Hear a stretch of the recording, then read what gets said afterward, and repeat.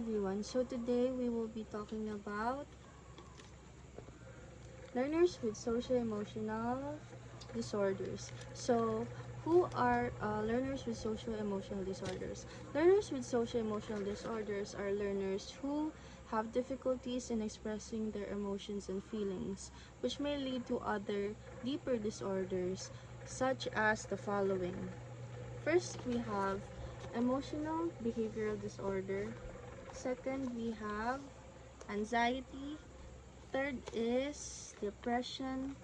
Fourth is OCD or obsessive compulsive behavior.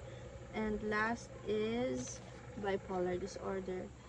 These disorders may affect the learning curve of students, which in turn may also affect their academic performance in day-to-day life, which we will be discussing in a few minutes. So for our first disorder, we have emotional behavioral disorder. So emotional behavioral disorder, or EBD, refers to persistent emotional and behavioral difficulties that can significantly affect a student's learning, relationships, and daily life functioning. According to IDEA or IDEA, children displaying persistent or emotional and behavioral challenges that may come from number one is withdrawal, and number two is in the form of aggression. So now that we know the the tip of the iceberg of EBD or emotional behavioral disorder, let's now talk about its symptoms. So its symptoms may include three concepts. One is the externalizing behaviors, or the sudden and persistent aggression as said earlier, which also includes acting out, impulsive impulsive decisions, violating the rules, or non-compliance to instructions within a classroom setup. Second is the internalizing behaviors. So internalizing behaviors may include related disorders such as our second topic, which is anxiety and also depression. It as well may show in cases of withdrawal and immaturity, which is also seen in a classroom setup. This is also commonly known as students who are called late bloomers, if you know. Third, and the last one, is academic challenges. A student with EBD may show poor social skills and low academic achievement due to the first two factors, which is the externalizing behaviors and the internalizing behaviors. So now that we know the symptoms of EBD or how to spot them in a classroom setup, let's move on to the causes of this disorder. For now, we offer you two factors, which is the biological factors and the environmental factors. Biological factors may include, number one, genetics. Children with a family lineage of mental health conditions such as depression, bipolar disorder, and ADHD have a higher chance to have EBD as he or she grows up. This may also be an environmental factor, which we will be talking about next. Second is parental factors. Pregnant women or maternal substance abuse such as alcohol, nicotine, or drug abuse may increase complications during the delivery, which can lead to risking a child's susceptibility to future behavioral issues. This may also showcase in third, which is brain injury. Brain injury consists of trauma to the amygdala, or the brain's emotional center, which can increase the risk of future behavioral disorders in a child growing up. As said earlier, the parental factor, which is maternal substance abuse, also includes brain injury. How is these two connected? These are connected because having maternal abuse in substance abuse, nicotine, and drug abuse may also lead to it affecting the brain or the development of the brain of the child. So now let's move on to the environmental factor of EBD. Number one, we have parenting style. Extremely authoritarian parents who are extremely rigid or inconsistent or even neglective can precipitate behavioral problems in a child. This may include uncontrollable behavior in children, and it can also showcase in having attachment issues as they grow up. Second is the home life, or how the children live in their day-to-day life. So for home life, significant stressors like chronic instability within the family setup, or also poverty, as well as of course as domestic violence or abuse, are major contributors to a child's early development. So it is important as parents to guide your children as they grow up, so that the susceptibility of having or developing this behavior becomes extremely low. Last is the school experiences. Of course, we have said earlier that social life deeply affects how the child's brain develops as they grow. Now, negative school environments, which may include academic failure or persistent bullying, can trigger or worsen the symptoms like aggression and withdrawal of BPD, or children who are diagnosed with this condition. So our second condition is anxiety or anxiety attacks. I know you all are familiar with anxiety attacks, but let me explain further. So, an anxiety attack is when a person, or in this case, a child, suddenly feels scared or even nervous, even if there is no real or susceptible danger. It can affect not only the mind but also the body. A person may experience a fast heartbeat, sweating, shaking, and difficulty breathing. Anxiety attacks can happen to anyone and can affect a person with disability because they may already face difficulties or challenges in their daily life. And because of this, they can also feel more stress or pressure, which can trigger anxiety or worsen its symptoms. So now that we know the definition or how to spot a person with anxiety, let's move on to the symptoms in a classroom setup. First, we have excessive worry. A child with anxiety or is diagnosed with anxiety is showcasing or may showcase persistent, unrealistic, and uncontrollable worry about everything or everyday situations. Second, we have two, which is the sense of dread.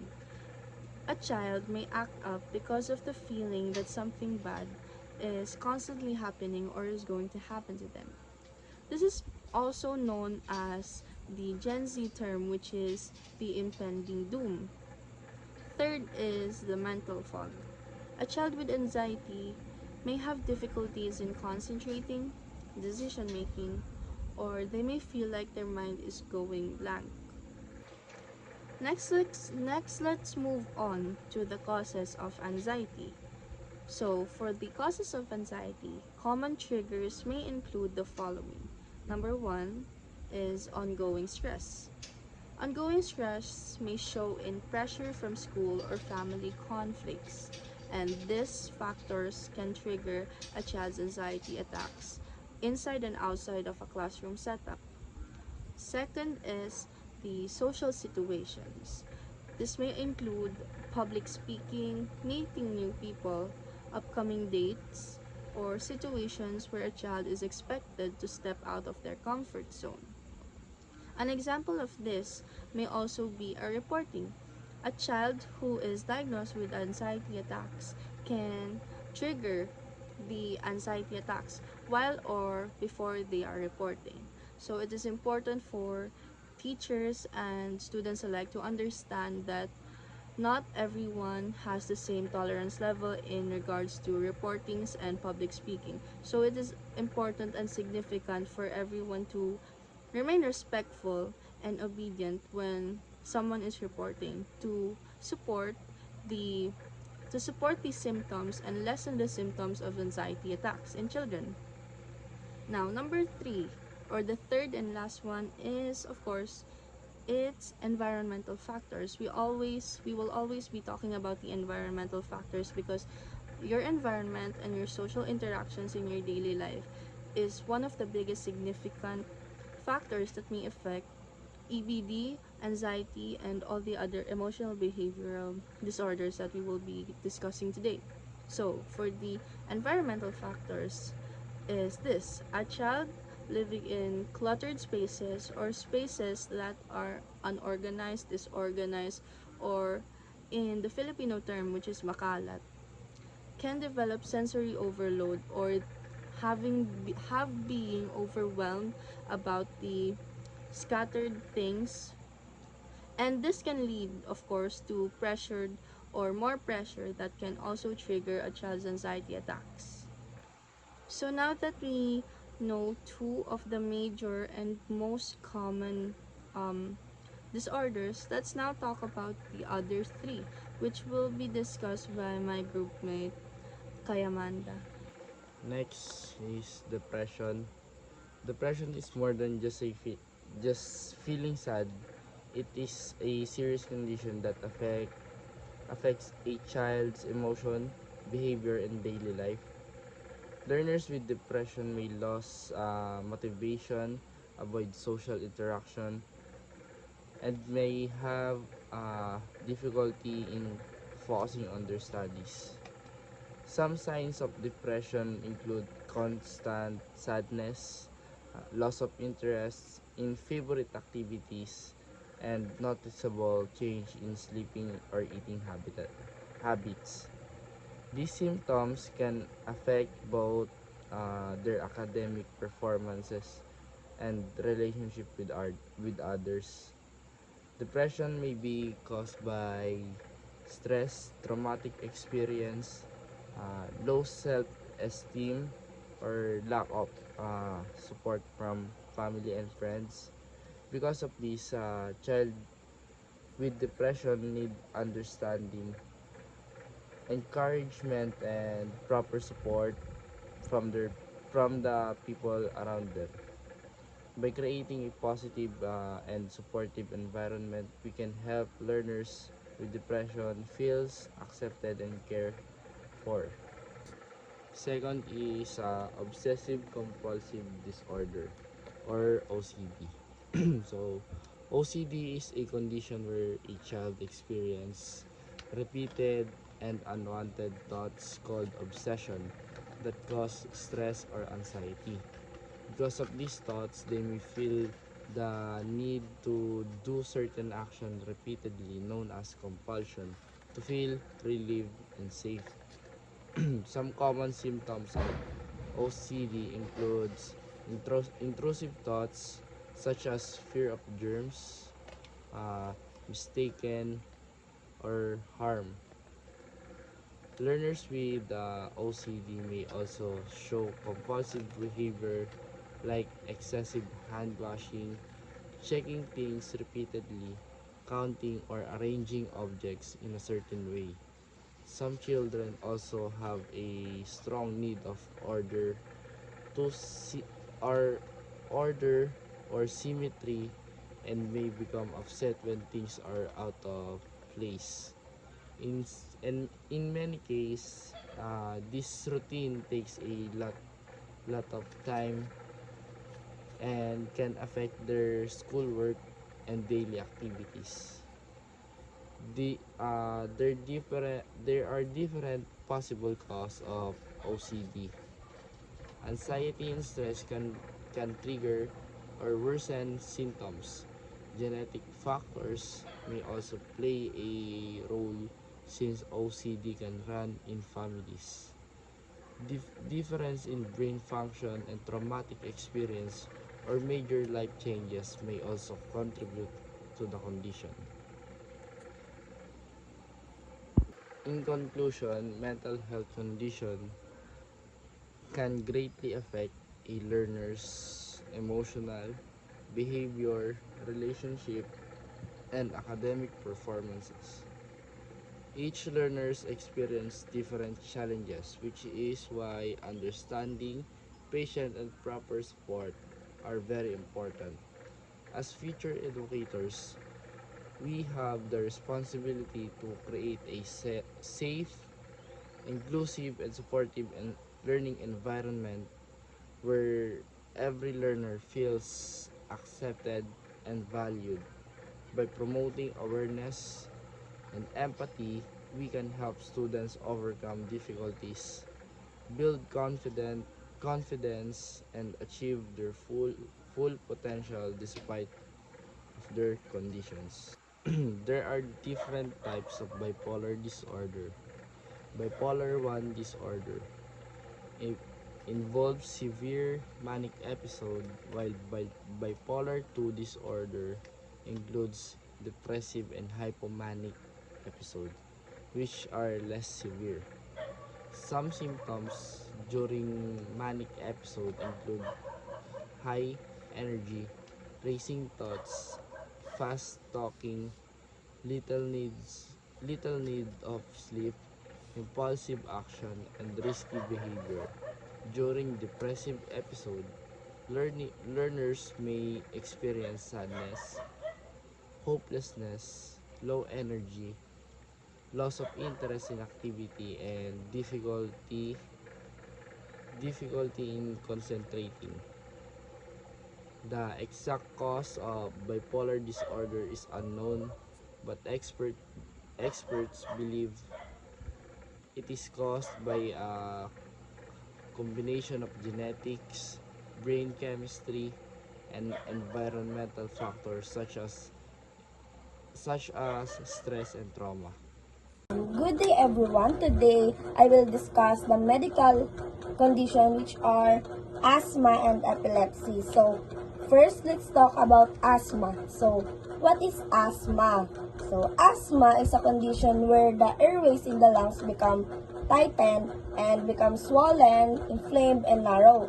Because of this, a person may experience difficulty of breathing, sneezing, and coughing. So, these are the two types of asthma. So, first is allergic asthma. So, ano nga ba ang allergic asthma?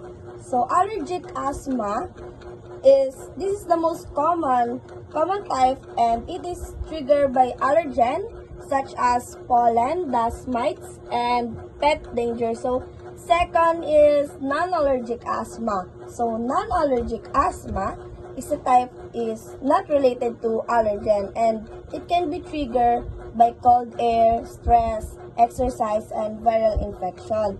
So, now for the symptoms of asthma, one symptom is wheezing. So, wheezing is a sound, whistling sound while breathing, and a person may also experience chest tightness, coughing, and shortness of breath.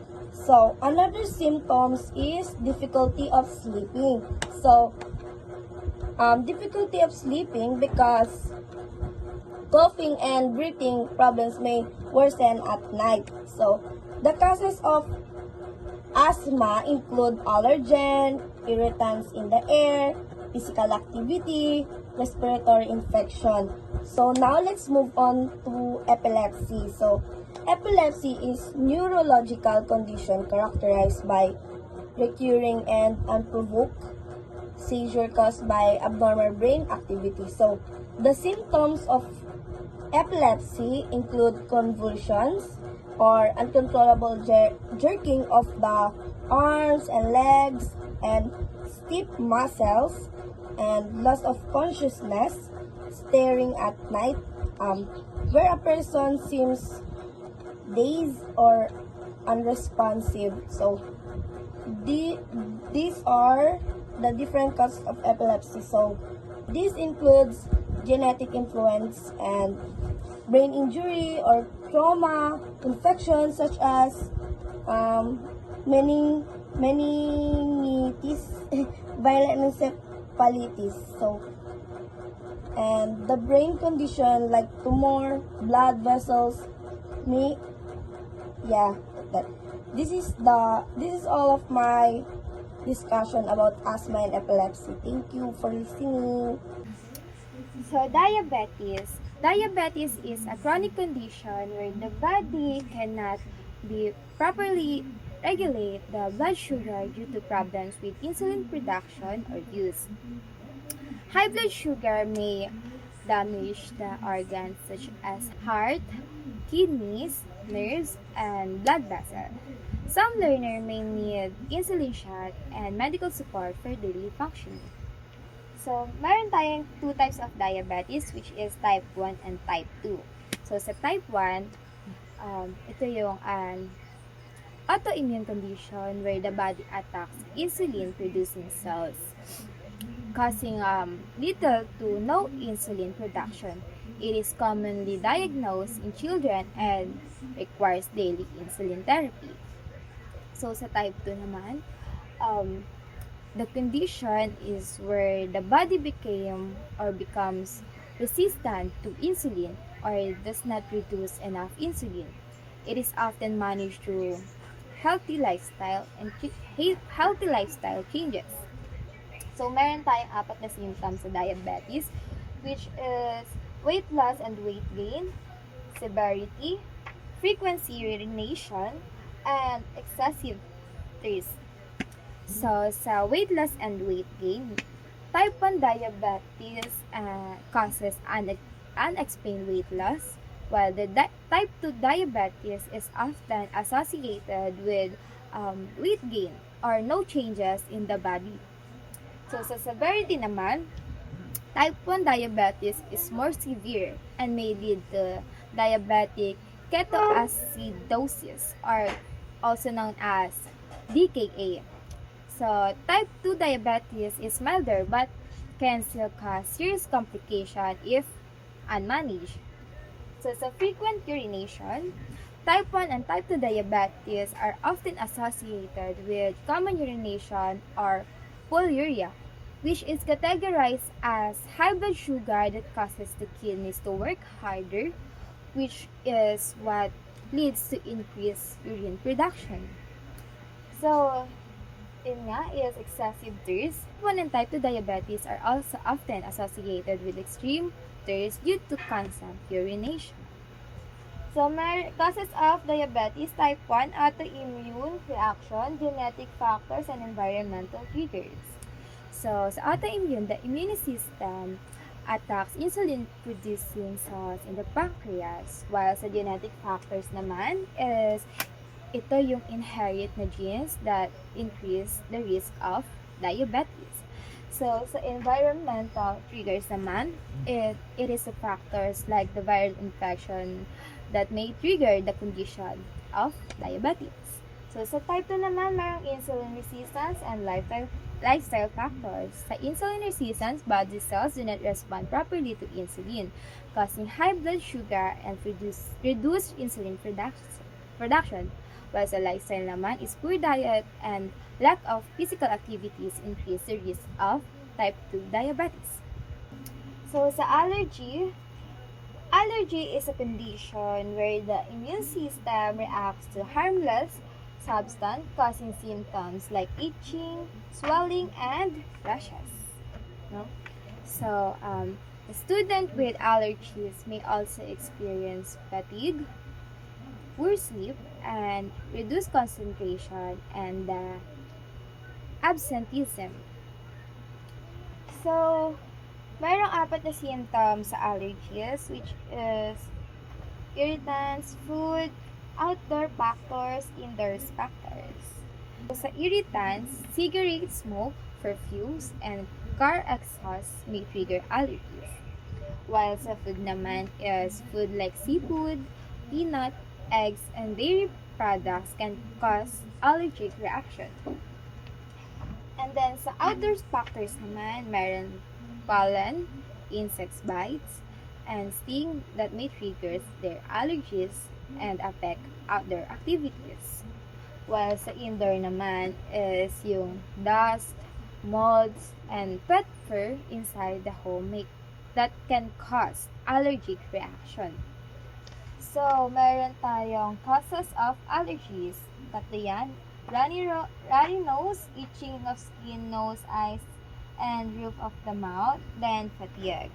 So, sa runny nose, student with allergies may experience cold-like symptoms such as runny nose and watery eyes. While sa itching naman is allergies may cause itching to the skin, nose, eyes, and mouth, sometimes leading to rashes.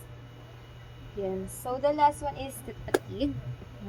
A student may feel tired or low in energy, affecting daily activities and school performance. I am Ashlyn Rongasan, and let us proceed to the learners in difficult circumstances. Ano nga ba to? Ito yung mga sabihin natin barriers na kung saan hirap, merong nagiging daan siya na kung saan hindi na nakakapag-aral or hindi na nag-grow yung development nila or nagiging slow learners sila. So, meron tayong 4 na types ng ating topic for today. We have the living in a remote areas, the victim of wars, the product of a broken family, and then the street children. Me and Villarde will explain those 4. So, let us start with the living in a remote areas. Ano nga ba to? Sabi dito, often characterized families living in remote areas or isolated learners. So, bigyan niyo ako ng permission para maging reference ko yung Samar, which is my province, na kung saan dito hirap din na, parang isolated land na siya, which is kulang sa mga facilities, kulang sa mga teachers, kaya medyo hirap din yung tapos yan, which is naman, meron din tayong challenges sa living in a remote areas, which is meron tayong 3, lack of transportation, internet connectivity, and electricity access. Let us start with the lack of transportation.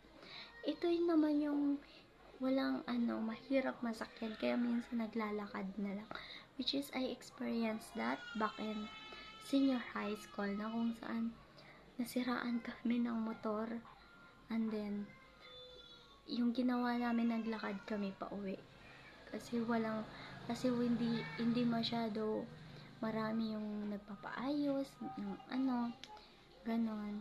So, kailangan namin maglakad, tapos malalayo-layo din yung mga kaya naglakad kami. Meron ding mga barangay na hirap yung kalsada, rough road, kailangan lakarin kasi hindi kaya ng motor. So, yun. Meron din tayong internet connectivity, which is, yun nga, minsan walang signal. Minsan dito sa summer, kailangan mo pa pumunta sa tabing dagat para lang makaano ng signal, or minsan piso wifi. Yun yung mga kailangan mo dito. Kaya hindi uso dito yung mga Google Classrooms, mga ganon.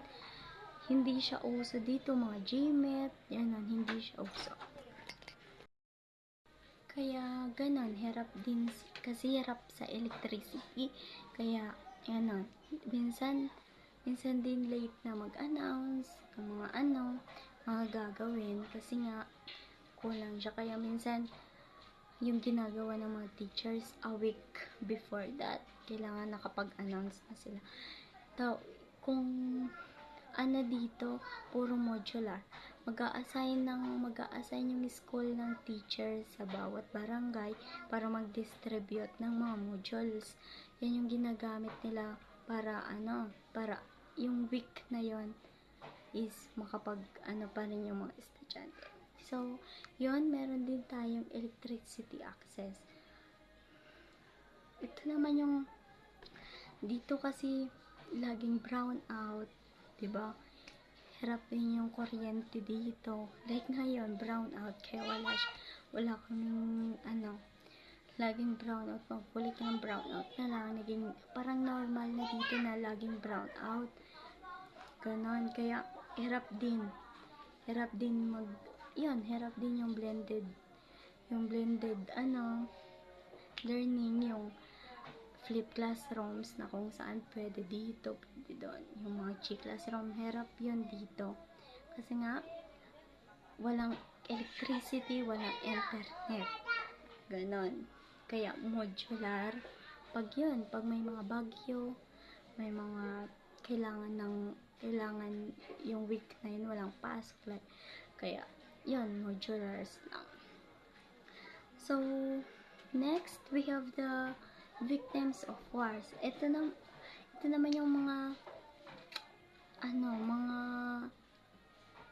estudyante na kung saan trauma sila, na sila sa mga war na nangyari before sa lugar nila. So, we have four challenges in victims of war. The high risk of malnutrition, mental health crisis, displacement, and family separation, and loss of future development. So, high risk of malnutrition. Ito naman yung parang dahil nga sa lack of food na, so nagiging na sila na parang wala na silang sapat na kain kasi syempre marami, diba? Kaya share na lang. Tapos wala na rin silang parang naging limit na yung water, yung mga ganon, mga food na kung saan nagkakaroon sila ng unhealthy yung mga kinakainan nila minsan, diba? Next is mental health crisis dahil sa trauma, dahil sa exposure nila, dahil sa nakita yun nila, diba? Yung mga bata, pag alam nilang nakakatakot, parang hindi na sila uulit dahil sa trauma, takot na sila, lalayo na sila.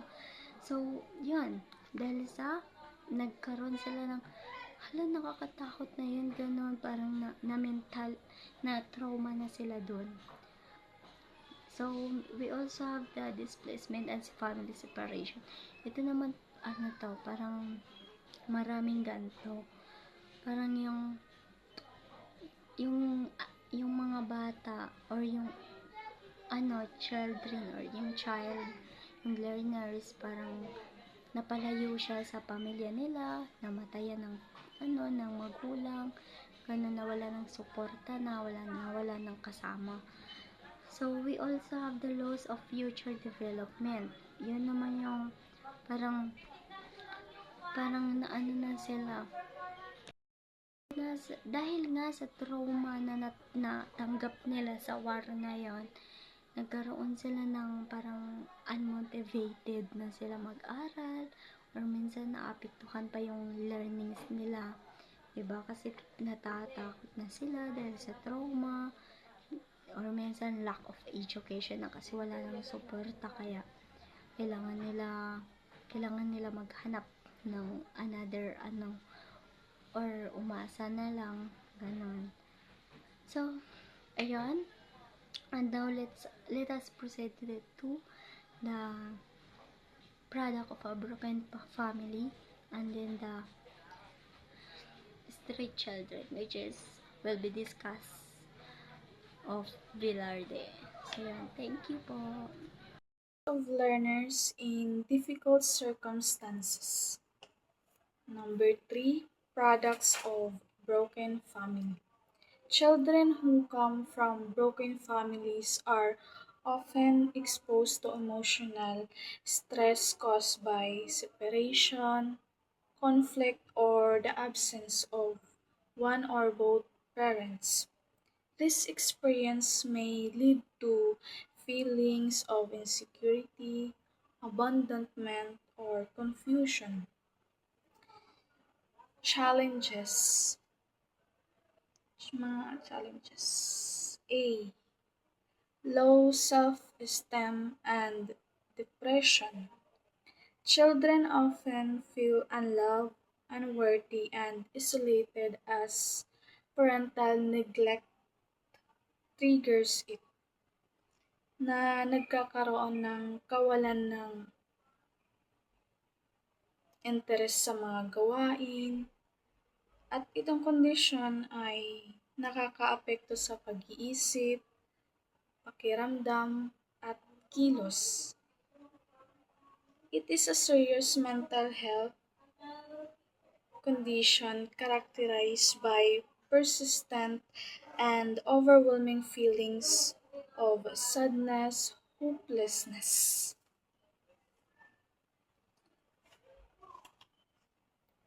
na at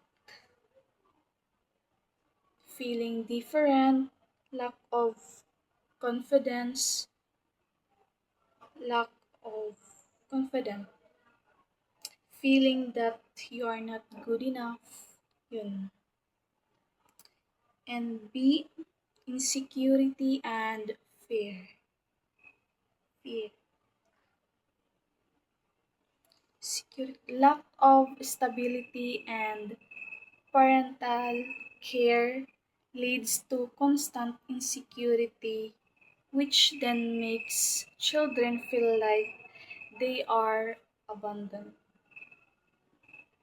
So, magiging emotional ka talaga dahil hindi complete yung family mo. Hindi maiwasan yun. Na umaabot sa point na naghahanap sila ng pagmamahal na gusto nilang maranasan sa ibang tao. I mean, sa friends, sa classmates, sa friend ng family. At takot sila na husgahan ng ibang tao o pagtawanan dahil hindi kumpleto ang kanilang pamilya. At nag-aalala tungkol sa mga problema sa pagitan ng mga miyembro ng pamilya sa loob ng bahay. And C, internalization and anger.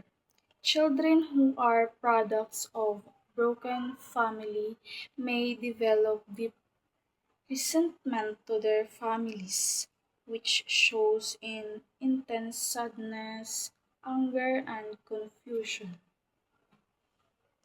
Ang mga damdamin ito ay normal na reaksyon sa mga mahihirap na sitwasyon sa pamamagitan ng pag-unawa, pasensya, at patnubay ng mga taong nagmamahal sa kanila na kung paano nila naibabahagi ang kanilang hinanakit o kanilang nararamdaman, kanilang sitwasyon na meron sila sa buhay. And the lower academic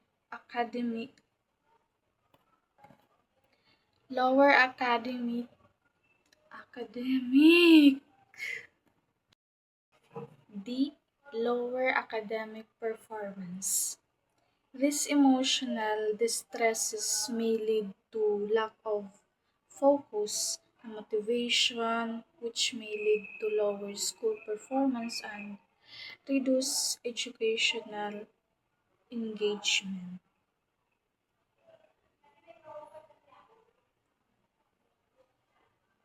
And number 4, street children. Street children are people under 18 who live on street, rely on public spaces to sleep and rest, and are often living without parental care. Because of this, children of the street face high and vulnerability to exploitation, abuse, and emotional conflicts due to the nature of their resting places and the way they survive from day to day. So,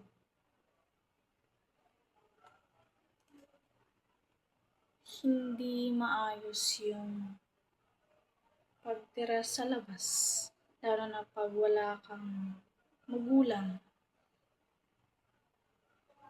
Ito ay hindi ligtas.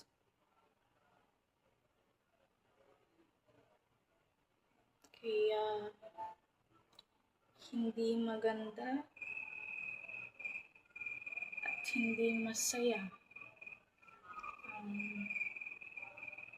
matulog sa labas. Mga natutulog sa labas, mga bata, ay nagkakaroon ng hindi maganda ang pag-iisip, ang mga ginagawa, dahil nga nandun sila sa labas na natitira, natutulog.